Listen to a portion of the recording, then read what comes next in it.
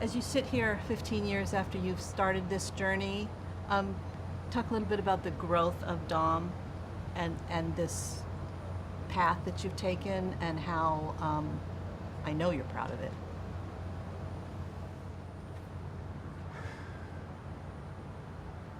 I've grown up in this franchise. I've grown up in this saga. I've become a man on this saga. You know, I was young and when I started it, and now I'm a family man, and now I've got. When I first came on, I was just had to deal with the responsibility of portraying the character, and now I have greater responsibilities in protecting a mythology for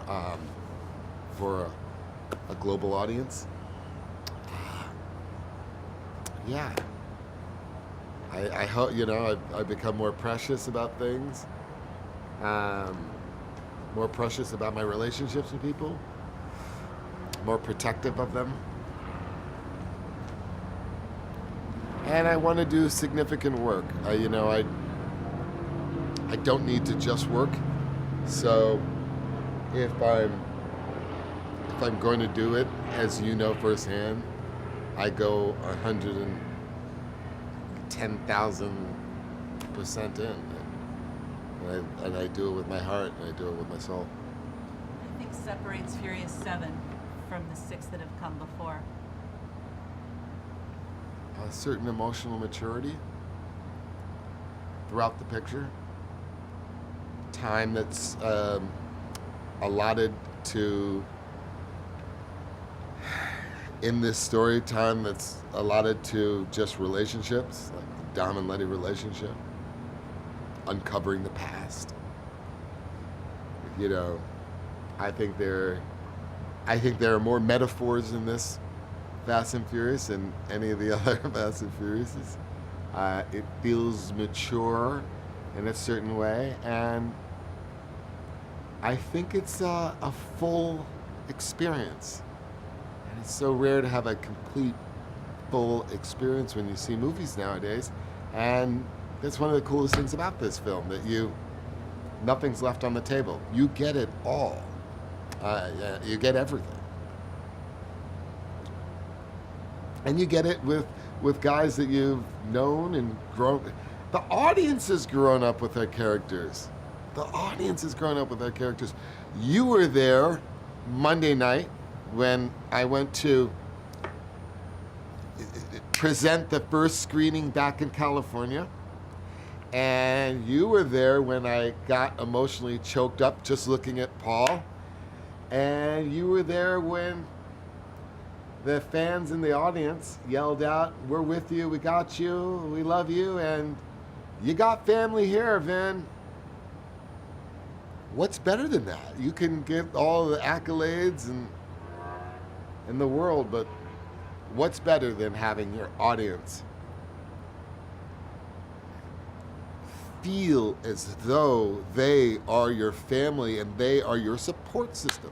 I mean, it's profound. And that they're going through what you're going through. They're going through it with you. And that's what they're saying. And that's what they've been saying. And that was part of the encouraging kind of backup that the fans have been giving throughout this whole process. When we were coming back, when we were lost, when we were dumbfounded, when we were shocked by the tragedy, it was the audience saying, "We'll ride with you, guys. Ride this out and we'll be there with you." And that touches me, and that made us all go into it with that much more conviction. It's incredibly unique. It's incredibly unique. It's not, as people say, it's not a movie. It's hard to say it's a movie. It's hard, you can't just say, it's so funny when people try to describe how they feel about the movie. They don't go, they feel weird saying it's a good movie or it's a great movie, because even that feels like it's selling it short. And they feel like, no, I don't want to just say I don't want to critique it like I normally critique movies. I want to put this in a different category. I want to say that this is our life. That's right. The new cast members that you've brought in this time, I mean, one just tops the other. They're all incredible. They're all incredible. And they all came to really, really work and really, really play. And that's, you know, as a producer, you can only hope for that. But as somebody that suffers from that kind of tragic loss of a dear friend and a brother, you don't realize how much you needed that. You don't realize how much you needed everybody to come in and be there as your support group. You know, I've never needed a support group in my life. I never even thought that, you know, I've always been this giant. I've always been the Iron Giant. I mean, I don't know how else to put it. And after this thing happened, you quickly realize you need your support team like anybody else, and you're human. We've seen so many extraordinary stunts and things in these films, but this one, talk about just the scope of it. You know, it's always fun when we see it in the movie, but I gotta tell you, for the years leading up to it, it's a harrowing experience because you are thinking to yourself, how in the world am I going to top the last movie? Or how am I going to top the stunts and the sequences? And always happens. Luckily, we had a team that was so well oiled that we were able to reach for something pretty crazy. There was a theme we were playing with, the idea of flying cars. There was actually a scene that never got shot where Jack is throwing his cars at the wall, and Brian says, "Hey man, cars don't fly," which was going to dovetail and set up all of the flying cars in this movie.